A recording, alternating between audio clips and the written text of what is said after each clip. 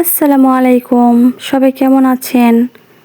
তো আজকে আমি ডিম মাসাল্লা করব, তার জন্য ডিম সিদ্ধ করে নিয়েছি। দেখতে পাচ্ছেন শসা কুচি করে নিয়েছি, কাঁচামরিচ, শুকনা মরিচ, লেবু স্লাইস করে নিয়েছি,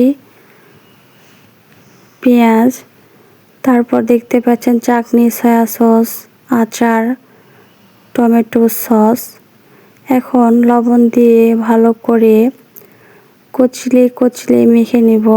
দেখতেই পাচ্ছেন পেঁয়াজ, কাঁচামরিচ, শুকনা মরিচ মেখে নিয়ে তাতে লেবুর রস করে দিচ্ছি। লেবুটি ভালোভাবে চিপে নিব, আর একটু লেবু দিতে পারেন আপনারা চাইলে।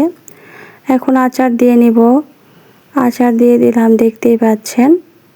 সরিষার তেল একটু দিয়ে দিব, সয়া সস দিয়ে দিচ্ছি। আপনারা যতটুকু ডিম নেবেন সে অনুযায়ী দিবেন। তেঁতুল দিয়ে দিচ্ছি, তেঁতুলের চাটনি।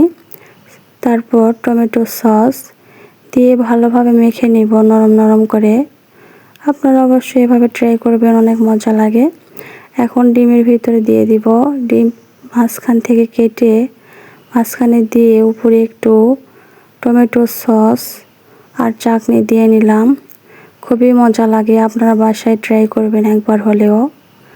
তো ভিডিওটি কেমন হলো, ভালো লাগলে অবশ্যই চ্যানেলটি সাবস্ক্রাইব করে দিবেন, তারপর লাইক করবেন, কমেন্ট করবেন, চ্যানেলের পাশে থাকবেন।